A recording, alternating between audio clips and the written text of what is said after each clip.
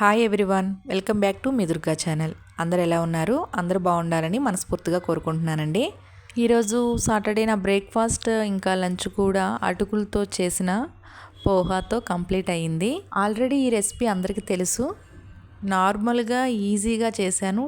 Taste అయితే నేను అనుకున్న దానికంటే ఎక్కువగానే అనిపించింది. అయితే నేను చేసిన పోహా మీ అందరికైతే షేర్ చేస్తాను. ముందుగా గ్లాస్ అటుకులు నార్మల్గా హీట్ చేసుకున్న వాటర్లో వేసుకోవాలి. వాటర్ లేకుండా అటుకులు వడగట్టుకోవాలి.